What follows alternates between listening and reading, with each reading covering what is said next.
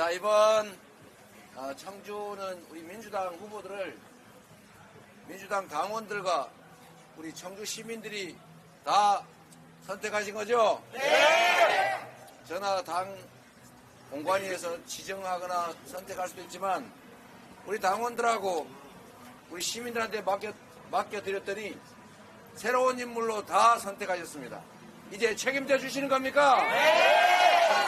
꼭 책임져 주셔야 됩니다. 네! 대한민국의 주인이 여러분들 아닙니까? 맞습니다. 이 나라의 주권자 아닙니까? 맞습니다. 대통령이 행사하는, 국회의원이 행사하는, 시장, 도지사가 행사하는 모든 권력 다 여러분이 준 권력 아니겠습니까? 맞습니다. 그런데 여러분이 준 권력으로 여러분이 정말 피땀 흘려 번 돈으로 낸 세금 그 재원으로 저 사람들 뭐 하고 있습니까? 국민과 국가를 위해서 그 권력이나 예산을 제대로 쓴 게 아니라 자기 개인 뱃속 채우고 권력 사유화하고 자기들 가족 가까운 사람들 범죄 은폐하고 아까 말씀하신 대로 유죄 판결 난 사람들 사면해서 공천해주고 그 권력들을 자기들이 개인적으로 사적으로 남용하지 않습니까? 결과가 뭡니까? 경제 완전히 망했죠. 네. 민생 완전히 파탄났죠. 한반도 전쟁의 위기 다시 얘기되는 평화의 위기 됐죠. 네. 거기다 민주주의까지 다 망가졌습니다, 여러분. 맞습니다. 잘된 게 뭐가 있을까요? 잘된 게 없습니다. 국가가 정부가 차라리 없었으면 나을지도 모르겠다 이 생각이 들 정도 아닙니까, 여러분? 맞습니다. 차라리 손대지 않았으면 경제가 이렇게 망가지지는 않았을 거다. 얘기했지만 권력이란 우리가 준 것인데 그 권력은 정말로 엄청난 영향력을 발휘합니다. 사람을 죽일 수도 살릴 수도 있어요. 청주를 살릴 수도 죽일 수도 있습니다. 대한민국을 지옥으로 만들 수도 있고 천국으로 만들 수도 있어요. 그런데 그 권력으로 지금의 이 나라를 이렇게 만들어놨습니다. 하나만 예를 들어보면 이 권력은 정말로 중요한 것인데 여러분의 삶을 통째로 결정한다고요. 여러분이 행복하게 살기 위해서 아무리 노력해도 정치가 여러분을 불행으로 빠뜨리면 여러분은 헤어날 수가 없습니다. 여러분이 아무리 게으르고 무능해도 그 부패한 권력자 주변에서 알랑알랑대고 줄대고 한편 먹으면 갑자기 부자 될 수 있고 권력자 될 수 있어요. 그렇게 되면 안 되지 않습니까, 여러분? 네. 공정해야죠. 네. 합리적이어야죠. 네. 예측 가능해야죠. 네. 모든 사람들이 하나도 억울하지 않게 생각되는 나는 기회가 없어. 나는 열심히 해도 그만큼의 보상을 받지 못해. 그래서 좌절하는 그런 세상 만들면 안 되지 않습니까? 그런데 이 정치를 하는 권력을 가진 윤석열 정권이 뭔 일을 했습니까? 가장 크게 한 일이 하나 있어요.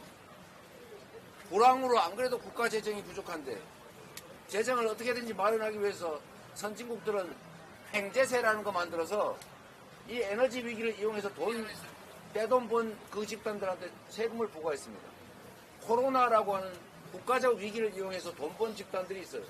거기에 추가 부담을 시켰지 않습니까? 횡재세라는 이름으로. 근데 우리는 지금 뭘 했어요?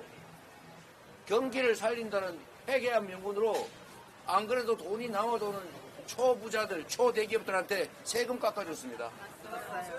그 사람들이 돈이 없어서 투자를 못합니까? 돈은 남아도는데 투자할 곳이 없어서 쌓아놓고 있잖아요. 그런데 세금을 왜 깎아줍니까? 세금을 깎아주면 돈이 더 남으니까 투자한다. 투자할 곳이 있어야 돈이 남을 곳이 있어야 투자를 할 것 아닙니까? 그런데 서민들 세금은 올리잖아요. 여러분들 월급에 부과하는 근로소득세는 올라가지 않습니까? 네. 물가가 올라가니까 소득이 줄어들잖아요. 이렇게 만든 게 누굽니까? 그들은 이렇게 말할지도 모릅니다. 아니 어쩔 수가 없었어. 팥값 어쩔 수가 없었어. 팥값을 어쩔 수가 없는지 진짜 한번 볼까요? 여러분 농산물 값이 왜 오르는지 아십니까? 농산물 값이 오르는 가장 큰 요인은 바로 전기요금 같은 공공요금 인상입니다. 지금은 농작물 생산을 노지에서 하는 경우가 거의 없어요. 거의 대부분 시설 재배를 합니다. 하우스 안에서 재배를 하기 때문에 온도 맞추고 습도 맞추고 이러느라고 에너지가 엄청나게 소모돼요. 그 에너지 가격이 올랐습니다. 엄청나게. 여러분 가게에도 부담이 되지만 에너지 가격이 오르니까 농산물 생산가가 올라가요. 요즘 노동자들을 구하기 어렵습니다. 인건비가 올라가니까.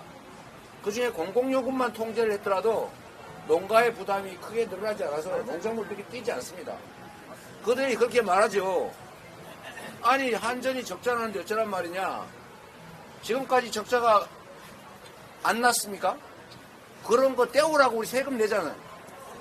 세금 내서 그런 걸 떼우면 공공요금 이거 관리하느라고 드는 비용을 채워 넣을 수가 있어요. 그러면 농산물 가격이 안정이 됩니다. 이것도 하나의 정책이에요. 정책을 관리를 못하기 때문에 소비가 줄어드는데 물가는 천정부지로 오르는, 성장률은 떨어지는데 물가가 오르는 이상한 현상이 벌어진 겁니다. 다른 나라는 성장률 다 회복했잖아요. 우리나라만 1.4% 떨어지고 있지 않습니까? 결국 정부의 무능입니다. 무능까지는 이해할 수가 있어요. 그런데 더 심각한 문제가 있습니다. 경제 상황을 악화시키는 나쁜 짓을 하고 있다고요. 그 대표적인 게 부자 감세, 서민 지원 삭감입니다. 경제가 살려면 이 어려운 사람들이, 골목에 있는 이 사람들이 돈을 쓸 수 있어야 되고, 그래야 슈퍼마켓 이런 집도 살고, 이런 달달한 남부업 이런 집도 음식 팔아서 먹고 살 수가 있어요. 돈이 돌아야 경제가 활성화됩니다. 그래야 국가 경제가 살아요. 그런데 지금 주머니가 텅텅 비어가지고 쓸래야 쓸 수가 없습니다. 이 집이 돈을 못 버니까 이 집 주인도 딴 데 가서 돈을 쓸 수가 없어요. 완전히 돈의 흐름이 꽉 막혀가고 있습니다.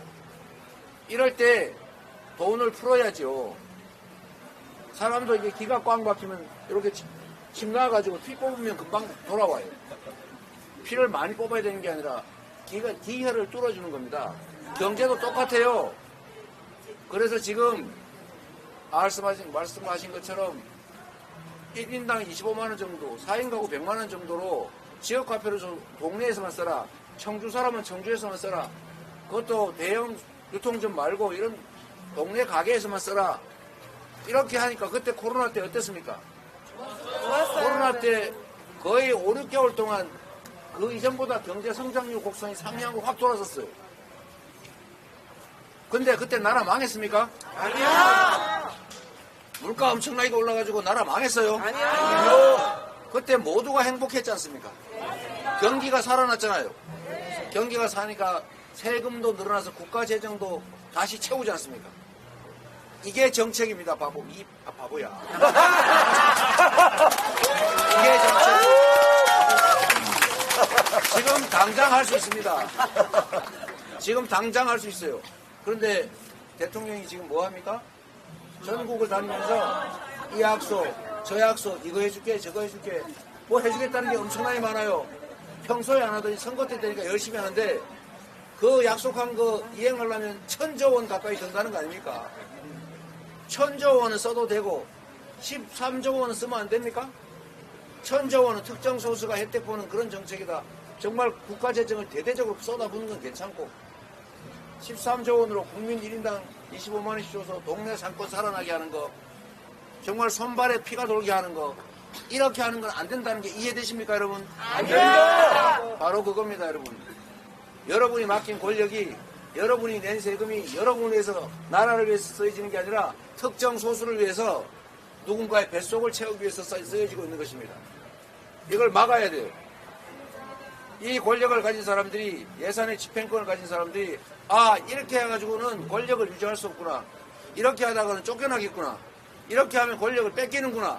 이렇게 생각하도록 정신이 번쩍 들게 해야 되는데 그게 바로 이번 4월 10일에 심판하는 것입니다. 표로 심판을 해서 정신이 번쩍 들게 한번 해봅시다, 여러분.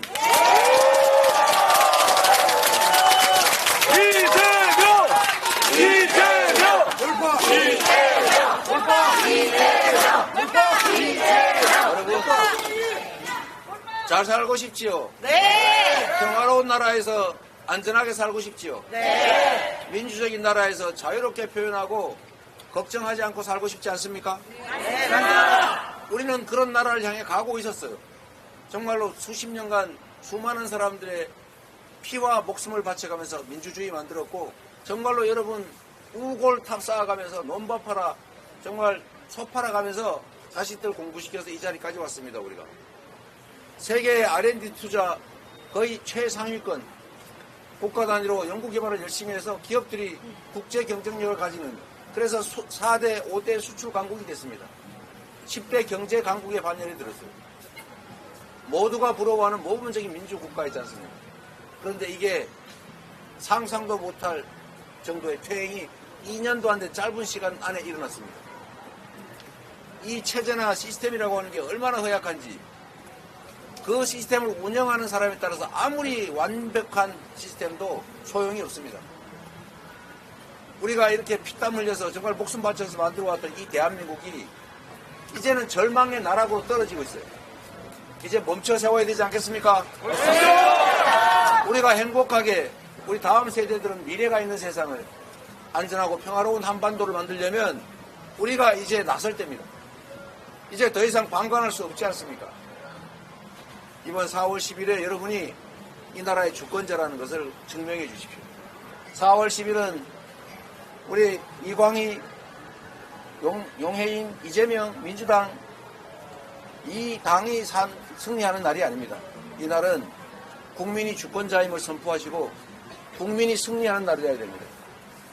국민은 대한민국의 주인이에요.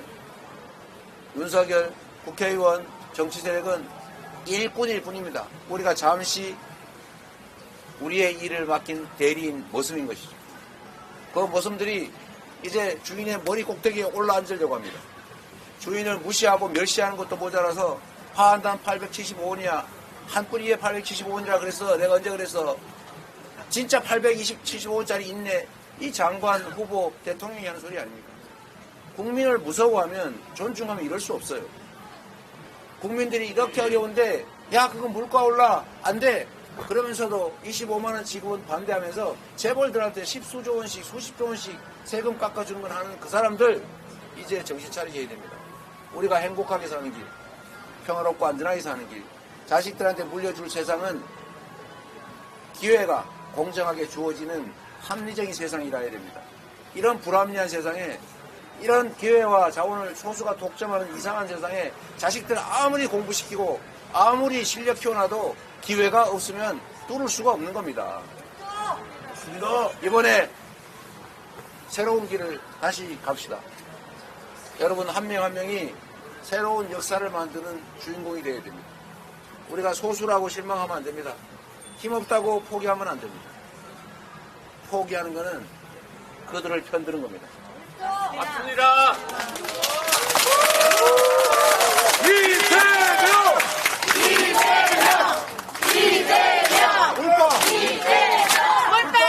그래서 여러분 이게 중요합니다.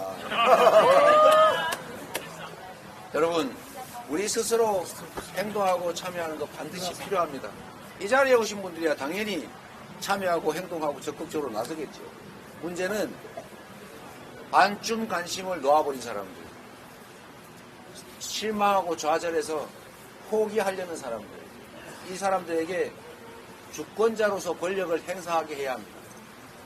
포기하는 것은 당신의 삶을 이렇게 나락으로 떨어뜨리고 이렇게 힘들게 만든 그들을 편드는 것이다. 당신의 삶을 지금 현재 상태로 계속 유지하거나 더 악화시키는 길을 당신 스스로가 선택하는 것이다. 대한민국 민주공화국의 주권자로서의 권력을 행사해야 합니다.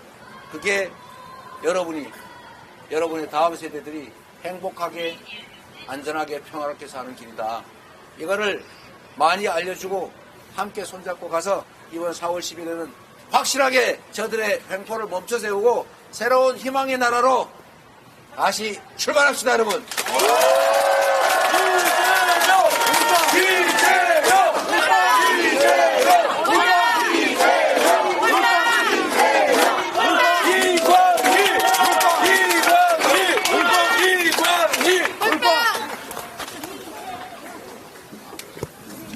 고생하셨어요.